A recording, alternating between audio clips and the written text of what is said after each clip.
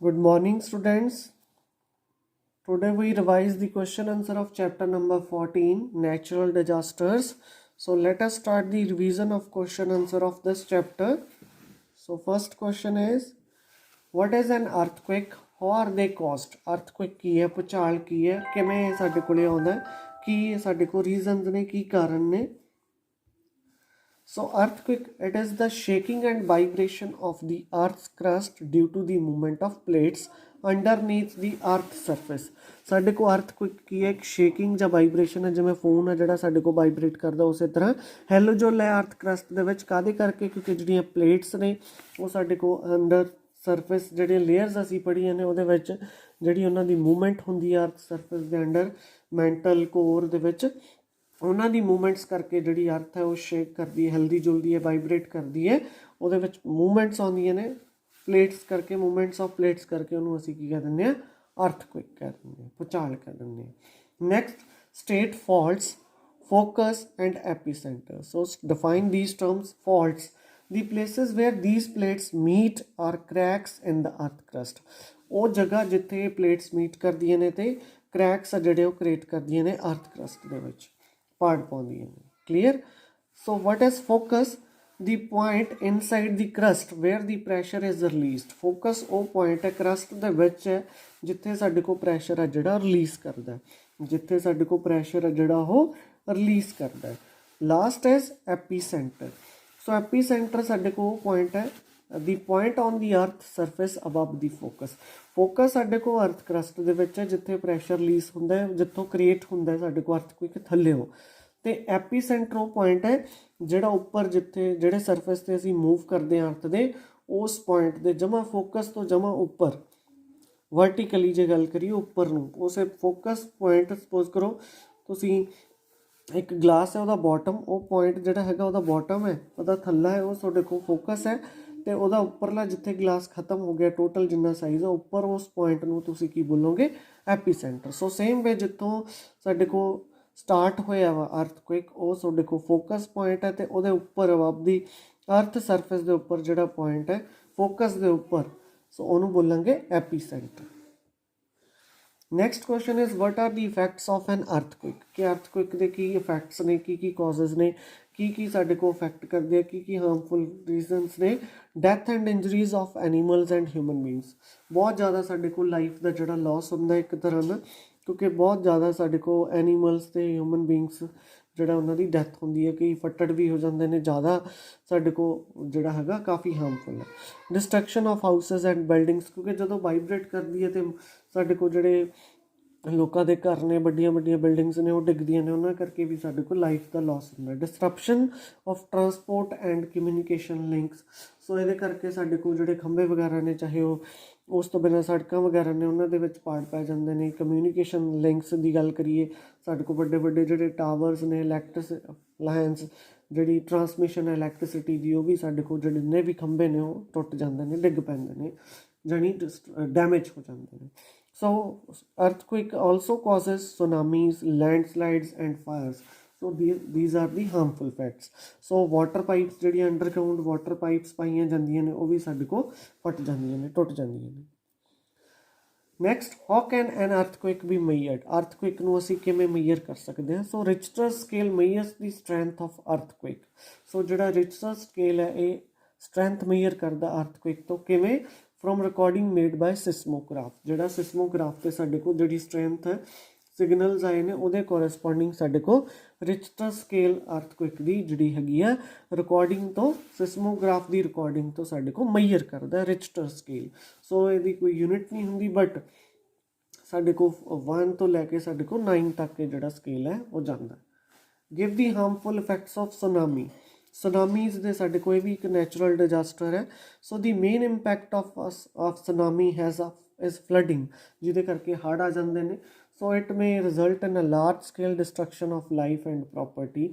ਇਹ ਸਾਡੇ ਕੋਲ ਇਹਦੇ 'ਚ ਵੀ ਕਾਫੀ ਸਾਰੀਆਂ ਮੌਤਾਂ ਹੋ ਜਾਂਦੀਆਂ ਨੇ, ਲੋਕਾਂ ਦੀਆਂ ਲਾਈਫ ਦਾ ਲੋਸ ਹੁੰਦਾ ਹੈ, ਅਤੇ ਪ੍ਰੋਪਰਟੀ, ਈਵਨ ਤੁਹਾਡੇ ਕੋਲ ਐਗਰੀਕਲਚਰ ਫੀਡ ਹੋ ਗਿਆ, ਜਾਂ ਸਾਡੇ ਕੋਲ ਵੱਡੀਆਂ ਸੜਕਾਂ, ਕਿਉਂਕਿ ਸੋਇਲ ਅਰੋਜ਼ਨ ਵੀ ਹੁੰਦੀ ਹੈ ਜਦੋਂ ਫਲੱਡਸ ਆਉਂਦੇ ਨੇ।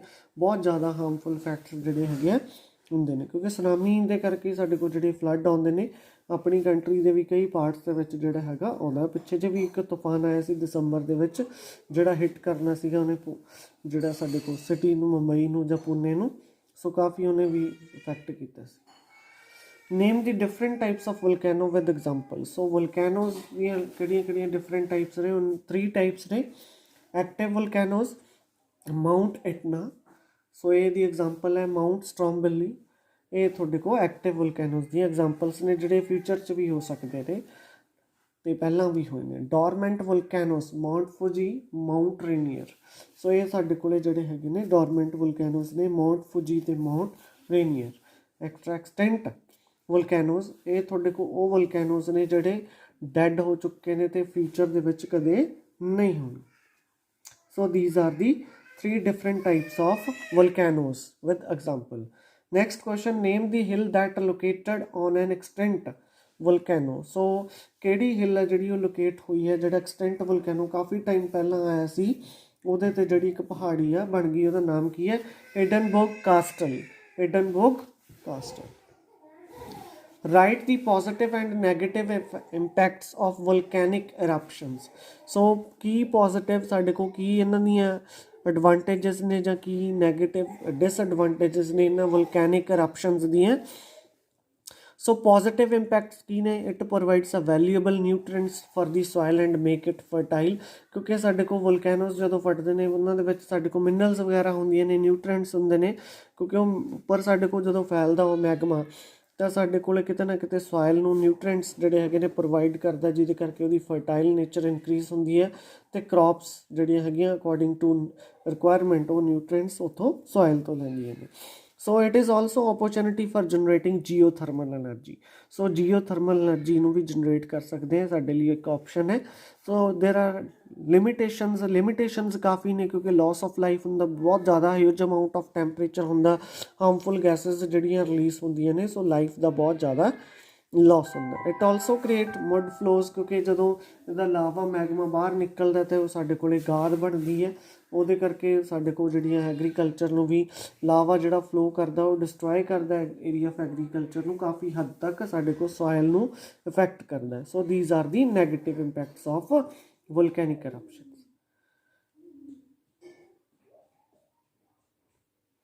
Next question, what is disaster management? Give its feature. Disaster management ਕੀ ਹੈ ਤੇ ਕੀ ਇਹਦੇ features ਨੇ? It is a process that is implemented before, during or after any type of disaster take place. So ਇਹ ਉਹ process ਹੈ ਜਿਹਨੂੰ ਅਸੀਂ implement ਕਰ ਸਕਦੇ ਹਾਂ, ਜਾਂ ਕਿਸੇ ਵੀ ਕੋਈ ਵੀ ਕਲੈਮਿਟੀਜ਼ ਆਉਣ ਤੋਂ ਪਹਿਲਾਂ ਜਾਂ ਉਹਦੇ ਦੌਰਾਨ ਜਾਂ ਉਹ ਤੋਂ ਬਾਅਦ ਕਿਸੇ ਵੀ ਟਾਈਪ ਦਾ ਜੇ ਡਿਜ਼ਾਸਟਰ ਆਉਂਦਾ ਸਾਡੇ ਕੋਲ, ਚਾਹੇ ਸੁਨਾਮੀ ਹੈ, ਚਾਹੇ ਅਰਥਕੁਇਕ ਹੈ, ਚਾਹੇ ਕੋਈ ਹੋਰ ਹੈ, ਸੋ ਉਹ ਅਸੀਂ ਉਹਦੇ ਪਹਿਲਾਂ ਕਿਹੜੀਆਂ ਪ੍ਰੀਕਾਸ਼ਨਸ ਲੈ ਸਕਦੇ ਹਾਂ, ਉਹਦੇ ਦੌਰਾਨ ਕਿਹੜੀਆਂ ਅਤੇ ਆਫਟਰ। ਸਾਡੇ ਕੋਲ NDRF ਬਣੀ ਹੋਈ ਹੈ ਜਿਹੜੀ ਹੈ ਨੈਸ਼ਨਲ ਡਿਜ਼ਾਸਟਰ ਰੈਪਿਡ ਫੋਰਸ ਹੈ।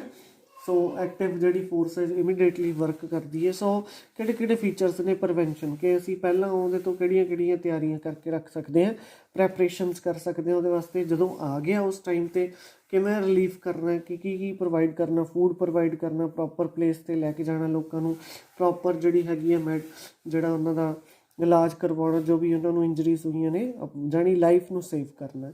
ਉਸ ਤੋਂ ਬਾਅਦ ਰਿਕਵਰੀਜ਼, ਉਹਨਾਂ ਲੋਕਾਂ ਨੂੰ ਦੁਬਾਰਾ ਉਸ ਲੈਵਲ 'ਤੇ ਲੈ ਕੇ ਆਉਣਾ। So these are the features of this disaster management. So ਪਹਿਲਾਂ ਵੀ ਪ੍ਰੈਪਰੇਸ਼ਨਸ ਹੁੰਦੀਆਂ ਨੇ, ਉਹਦੇ ਦੌਰਾਨ ਜੇ ਕੋਈ ਆਉਂਦੀ ਹੈ ਨੈਚੁਰਲ ਕਲੈਮਿਟੀ, ਉਹ ਇੰਪਲੀਮੈਂਟ ਹੁੰਦਾ, ਉਹ ਪ੍ਰੋਸੈਸ ਨੂੰ ਅਸੀਂ ਡਿਜ਼ਾਸਟਰ ਮੈਨੇਜਮੈਂਟ ਕਹਿੰਦੇ, ਇੱਕ ਪ੍ਰੋਪਰ ਮੈਥਡ ਵੇ ਦੇ ਨਾਲ।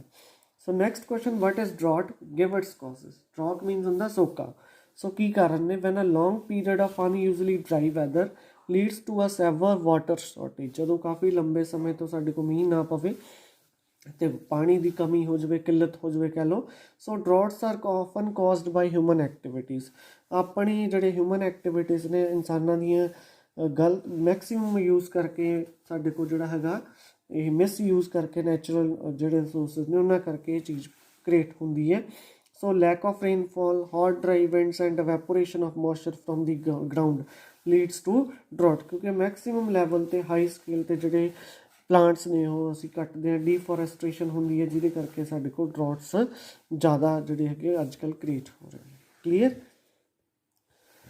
Next right the harmful facts of ਡਰੌਟਸ। ਕੀ ਇਹਨਾਂ ਦੇ ਸਾਡੇ ਕੋਲ ਹਾਰਮਫੁਲ ਫੈਕਟਸ ਨੇ? ਸੈਕਰੀਸਿਟੀ ਆਫ ਫੂਡ ਐਂਡ ਵਾਟਰ, ਕਿਉਂਕਿ ਜੇ ਪਾਣੀ ਨਹੀਂ ਹੋਊਗਾ, ਸੋਕਾ ਹੋਊਗਾ ਤਾਂ ਫਸਲਾਂ ਪ੍ਰੋਪਰਲੀ ਨਹੀਂ ਹੋਣਗੀਆਂ, ਕ੍ਰੌਪਸ, ਉਹਦੇ ਕਰਕੇ ਫੂਡ ਦੀ ਕਮੀ ਹੋਊਗੀ, ਵਾਟਰ ਦੀ ਕਮੀ ਹੋਊਗੀ, ਕਿਉਂਕਿ ਡਰਾਈ ਵੈਦਰ ਹੋਊਗਾ, ਰੇਸ਼ਨ ਜ਼ਿਆਦਾ ਹੋਊਗੀ, ਸੋ ਪ੍ਰੋਪਰ ਜਿਹੜਾ ਵਾਟਰ ਅਵੇਲੇਬਲ ਨਹੀਂ ਹੋਊਗਾ।